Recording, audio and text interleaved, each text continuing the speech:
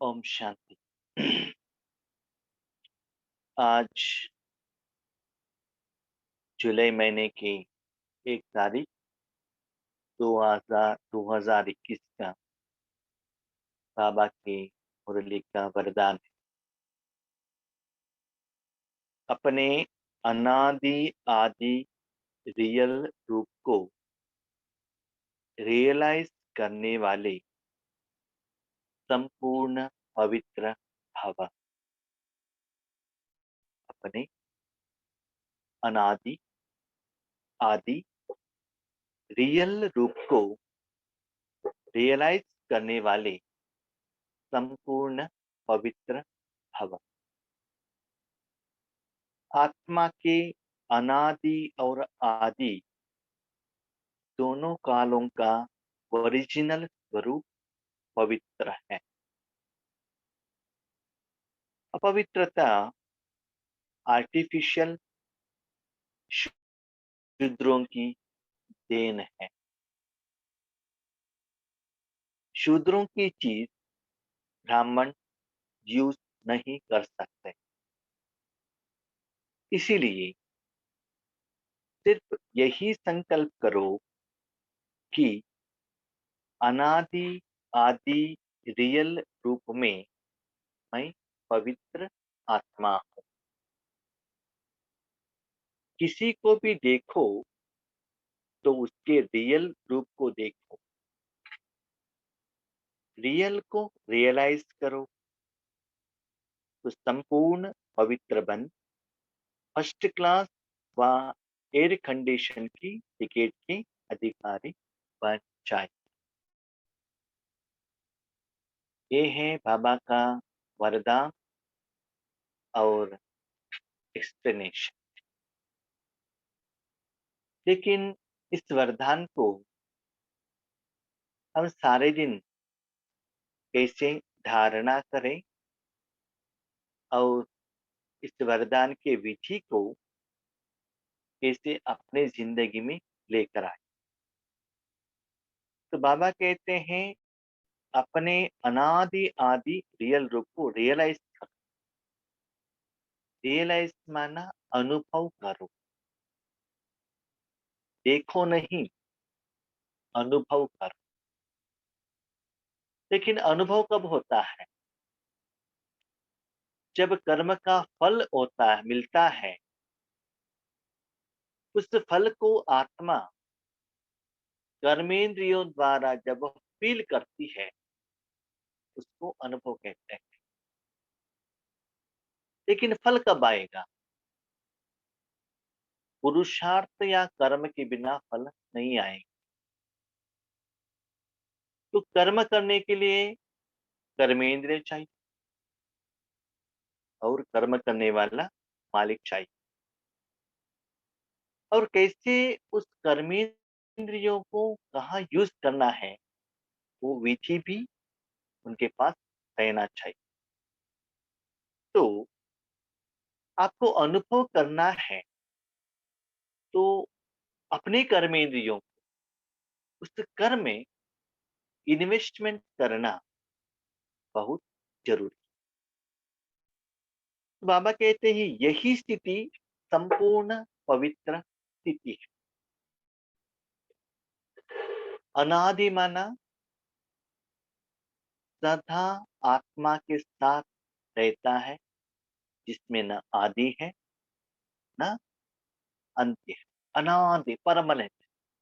हर 5000 साल भले ड्रामा कितना बार भी रिपीट हो, भले आत्मा परम धाम में हो, सतयुग में, त्रेता युग में, फर्स्ट जन्म में, 84 जन्म में, स्त्री है पुरुष है जो भी है, सदा वो रूप आत्मा के साथ परमानेंटली रहेगा और अविनाशी रहेगा और एक रस रहेगा। लेकिन उसको अपनाना, उसको जानना, पहचानना, अनुभव करना वो इम्पोर्टेंट है।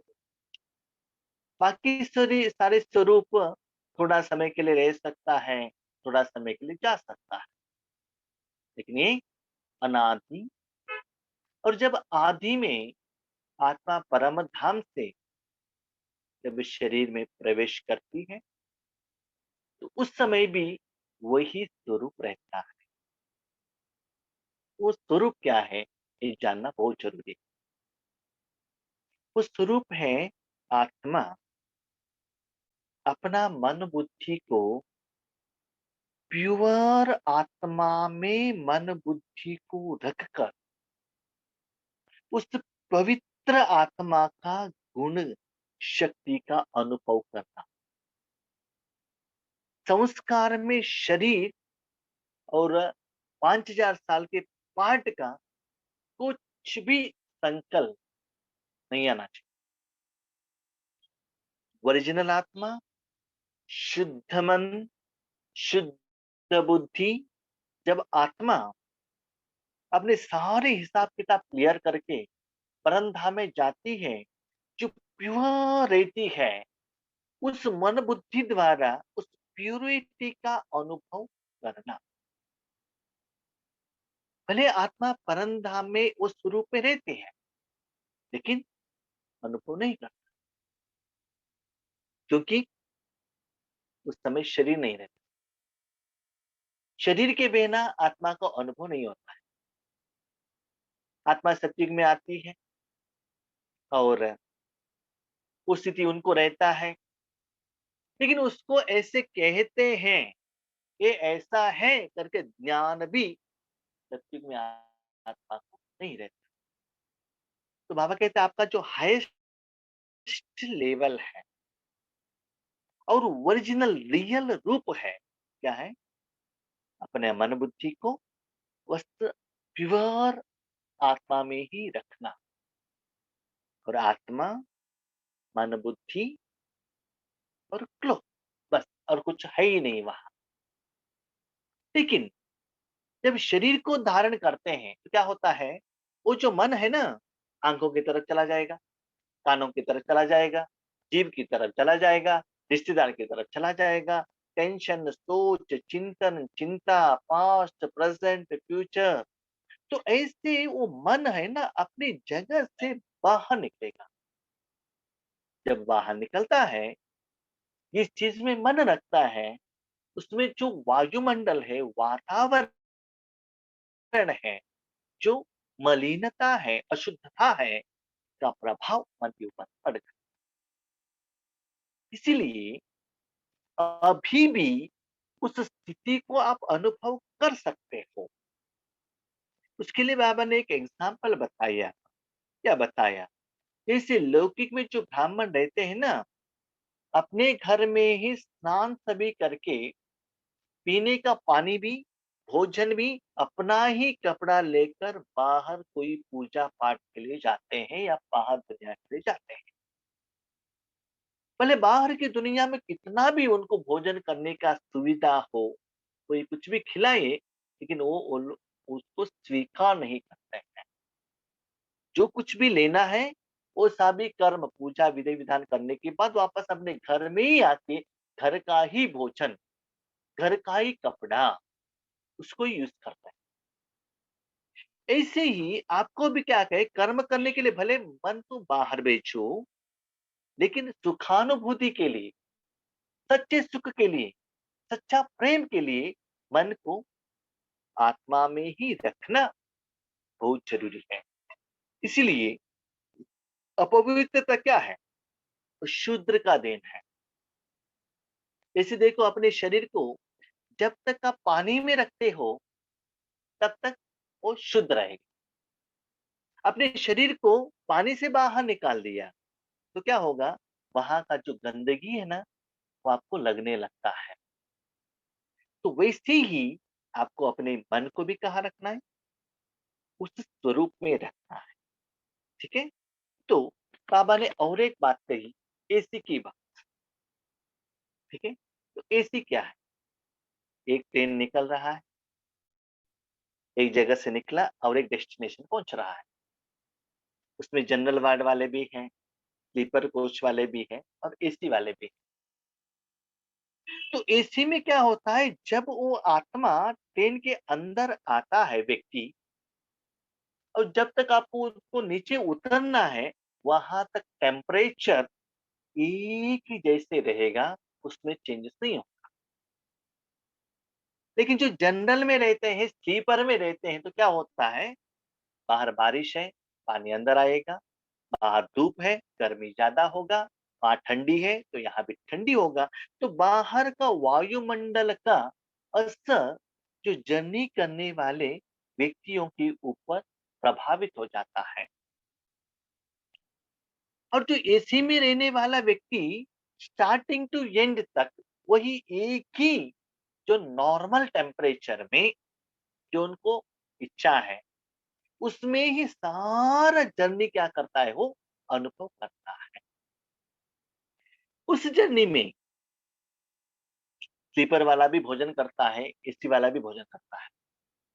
सब कुछ लोगों के साथ बातें करते हैं, भले स्पीच खेलते हैं, वहां भी चाय वाला आता है, सब कुछ आता है। लेकिन वो व्यक्ति वो एसी का एक रस स्थिति का क्या करता है, अनुभव करता है। जब आप सभी लोग, मैं समझता हूँ, सभी लोग ट्रेन में जर्नी किए होंगे। जब आप ट्रेन के अंदर जाते हैं, आपका लगेज का बैग रखने का जगह एक है, आपका स्लीपर रखने का जगह एक है, आपका मोबाइल रखने का जगह एक है, आपका वैनिटी बैग रखने का जगह एक है। उसके साथ जो सीट रहता है, उस सीट के ऊपर आप वैसे ही सो जाएंगे, तो उस सीट का स्मूथनेस का फीलिंग आपको आएगी। वही सीट के ऊपर आपने लेके गए वो जो बेडशीट या चादर बिछा के सो जाएंगे, तो क्या होगा, तो चादर का फीलिंग आपको आएगा और रेक्सिन का फीलिंग आपको नहीं आएगा। जैसे उस जर्नी में जो भोजन आप लेकर जाते हो, वो भी एक जगह पर रखते हो, तो हर चीज के लिए एक प्लेस है, ताकि आपका जर्नी सुखमय हो। जब वो चीज के लिए जगह है, शरीर के लिए जगह है, आप सो जाएंगे तो एक कुछ अनुभव होता है, बैठेंगे तो आप कुछ अनुभव होता है, और वो ट्रेन में भी ऊपर सीट में बैठेंगे तो कुछ अनुभव होता है, बीच में कुछ अनुभव होता है, साइड में और कुछ अनुभव होता है। वैसे ही उस जर्नी में आपको सुख का अनुभव होना है, तो मन रूपी इंद्रियों को भी एक सीट में, एक जगह में, एक सेफ प्लेस में सेट करना बहुत जरूरी।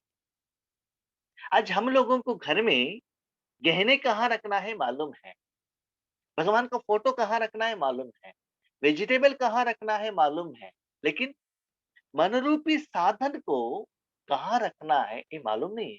रखने से क्या होता है, नहीं रखने से क्या होता है, ये भी मालूम। तो बाबा कहते हैं, बच्चे अभी आप ज्ञानी आत्मा हो। जैसे वो व्यक्ति एसी में जाता है तो एक रस स्थिति का, वो जर्नी का एहसास बहुत अच्छा अनुभव करता है, वैसे ही इस जुलाई महीने के आदि से आपको शरीर त्याग करने तक मन रूपी इंद्रिया भी वो एक रस स्थिति में रहना है, और बहुत पावरफुल, स्ट्रॉन्ग और हायर अतीन्द्रिय सुख का अनुभव करना है। तो मन को भी एक प्लेस में रखने का पुरुषार्थ जरूर करना है। कहाँ रखना है, उस मन को प्योर आत्मा में रखो। तो कल सारा दिन प्रैक्टिस कीजिएगा, प्रैक्टिस करते करते क्या हो जाएगा, कर्म में भी वही स्थिति आ जाएगा। उसके साथ साथ और एक बात बाबा ने कही, बच्चे जैसे आप में एक ओरिजिनल स्थिति है, वैसे आगे वाले आत्मा में भी वही एक ओरिजिनल स्थिति है।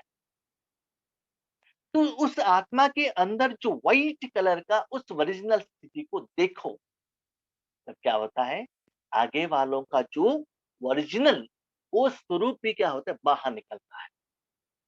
फॉर एग्जाम्पल, आप कश्मीर गए हैं कश्मीर को देखने के लिए, ठीक है, आपके बाजू में कोई बहुत सारे लोग और भी यात्रियां वहां आए हैं, तो आप मोबाइल में तेलुगु में बात करते हो, तो क्या होता है ना, उस ग्रुप में कोई तेलुगु वाले हैं तो तुरंत वो क्या करते हैं, आपसे तेलुगु में बात करते हैं और आपसे पहचान हो जाता है।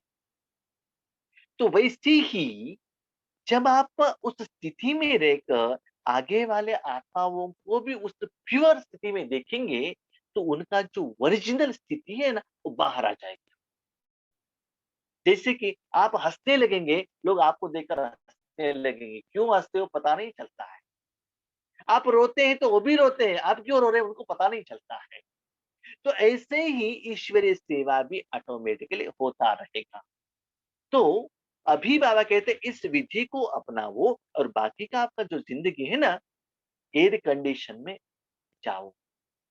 तो बाहर का दुनिया दिखाई देता है, लेकिन बाहर का वायुमंडल का जो डिफरेंस है ना, उसका प्रभाव आपके ऊपर नहीं पड़ेगा, आपके परिवार के ऊपर नहीं पड़ेगा। परिवार माना कौन है? परिवार माना ऐसा नहीं कि मेरे बीवी है, मेरे बच्चे हैं, मेरे सास है, ससुर है, भाई है, नहीं है। मन, बुद्धि, संस्कार, हाथ-पाँव, जो आपका अपना इंद्रिय है ना, ये परिवार।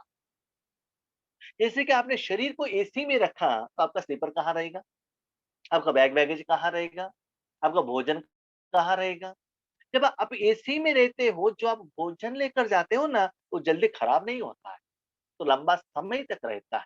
जो फ्रूट्स लेके जाते हो, वो क्या होता है? खराब नहीं होता है, फ्रेश रहता है।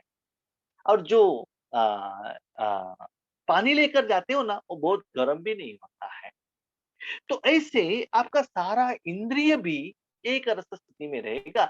इसके लिए, ये सब कुछ ठीक होने के लिए, ये विधि से क्या हो जाएगा, आपका सारा इंद्रिय भी आपके कंट्रोल में आएगा और आपका सुखमय अवस्था हो जाएगी। इसलिए जो ओरिजिनल स्वरूप है, वो सिर्फ मन, बुद्धि कहाँ रखना है? आत्मा में। बाबा ने एक बात यहाँ सीक्रेट बताई, अपने मन बुद्धि को बाहर नहीं भेजेंगे, तो मन बुद्धि आकर आत्मा में ही रहेगा। उस आत्मा का ओरिजिनलिटी का अनुभव करते रहो, उसमें ज़्यादा अटेंशन। इसका मतलब सिंपल, जब आप एसी के अंदर आए हो, एसी के लिए ₹2000 एक्स्ट्रा पेमेंट किया है। बाकी लोगों के जैसे ही बात कर रहे हो, बाकी लोगों जैसे भोजन खा रहे हो, बाकी लोगों जैसे स्पिड खेल रहे हो, तो एसी का अनुभव कब करेंगे? तो 2000 जो आपने एक्स्ट्रा पेमेंट किया है, वो एसी का अनुभव करने के लिए एक बार इंद्रिय लाकर, शरीर लाकर वहां बिठा दिया है, एक्स्ट्रा रखने का जरूरत नहीं है। उसका सिर्फ अनुभव करते चलो।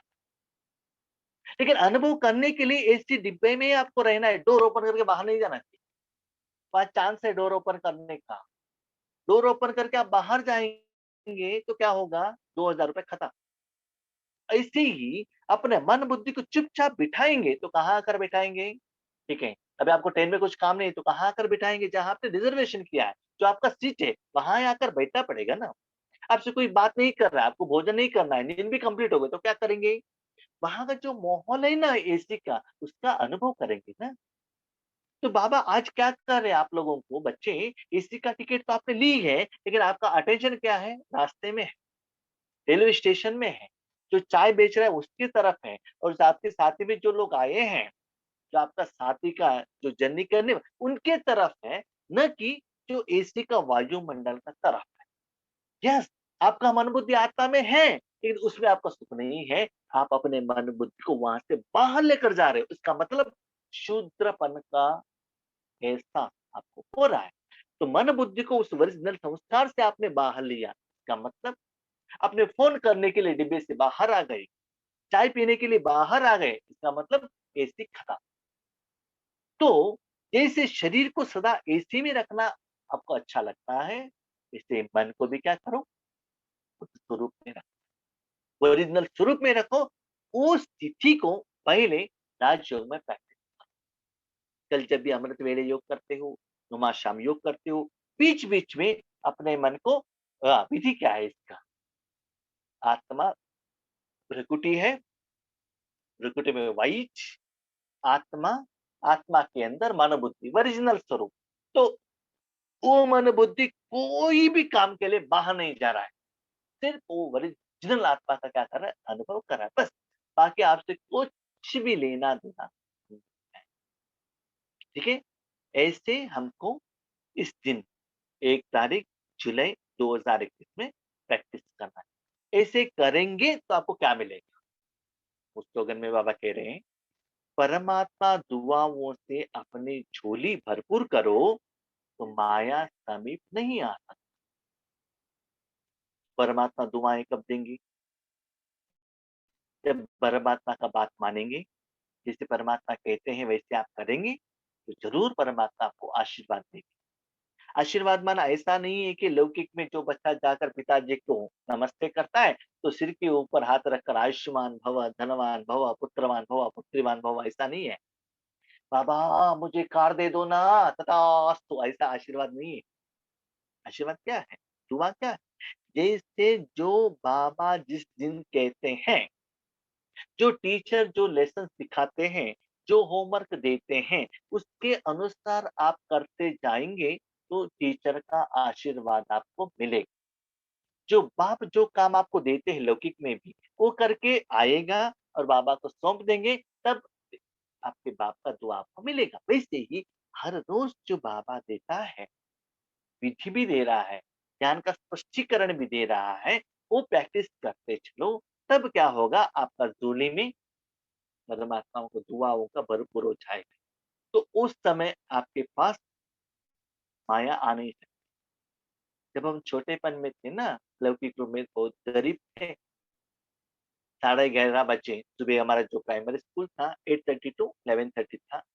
11:30 घर में आते थे, तो हमारे माँ भोजन खिलाती थी, क्योंकि खाना दिया तो पेट नहीं भरता था ना, इसलिए पेट भर के भोजन खिलाती थी। 11:30 को भोजन के 11:30 स्कूल से आते थे, घर आने तक 11:45 हो जाता था। उसके बाद भोजन करते थे। उसके बाद सुबह स्कूल में होमवर्क दिया जाता था। होमवर्क लिखते थे, लिखने के लिए बैठते थे। बैठते थे तो एक व्यक्ति आता था, आइस कैंडी वाला। दूर से कैसे था आइस कैंडी करके, उसका नाम सुनते ही भागते थे माँ के पास। उस समय एक आइस कैंडी के लिए 10 पैसा था, ठीक है? हम कहते थे आइस कैंडी दिलाओ हमारे माँ को। तो हमारे माँ क्या कहती थी मालूम है? ठीक है, ऐसा आइटम लेकर आओ, ये काम करो, वो काम करो। सब कुछ उनको जो भी हमारे से काम करवाना है ना, सब कुछ कराने के बाद क्या करती थी, हमको 10 पैसे देती थी। क्योंकि उनको मालूम है, पहले ही पैसा दे दिया तो ये आगे काम करने वाला नहीं है। इसीलिए यहाँ भी बाबा क्या कहते हैं, आपके माँ-बाप का दुआ कब मिलता है? जो माँ-बाप जो कहते हैं, वो करके देते हैं, तब आपको 10 पैसा मिलेगा। उस 10 पैसा से आइस कैंडी मिलेगा, आइस कैंडी आप खाएँगे तो आपको सुख मिलेगा। तो वैसे ही आपका झोली भरपूर होना है। झोली माना मुझे 10 पैसे चाहिए ना, तो पूछेंगे तो तुरंत नहीं दे रहे हैं ना। इसीलिए जो झोली भरना है और माया आपके पास नहीं आना चाहिए, भगवान आपके साथ सदा रहना चाहिए, तो क्या करो? परमात्माओं का, दुआओं का अधिकारी बनो और इसको हम क्या करेंगे?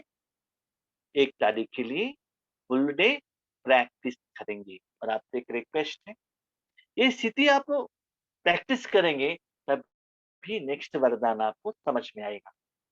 प्रैक्टिस नहीं करेंगे, तो आपको समझ में नहीं आएगा। इसलिए प्लीज़ इसको प्रैक्टिस कीजिए, क्योंकि हमारे लिए भगवान कितना सब कुछ कर रहा है। वरदान भी दे रहे हैं, एक्सप्लेनेशन भी कर रहे हैं, कारण क्या है ये भी बता रहे हैं। मैंने एसी क्यों यूज़ किया, ब्राह्मणों को क्यों यूज़ किया, इतना क्लियरली बता रहे हैं। उसके साथ विधि भी दे रहे हैं। सिर्फ जैसे कहा फॉलो बस, और कुछ करने का ज़रूरत नहीं है। उसके बाद ज़रूर आपको रियलाइज़ेशन हो जाएगा।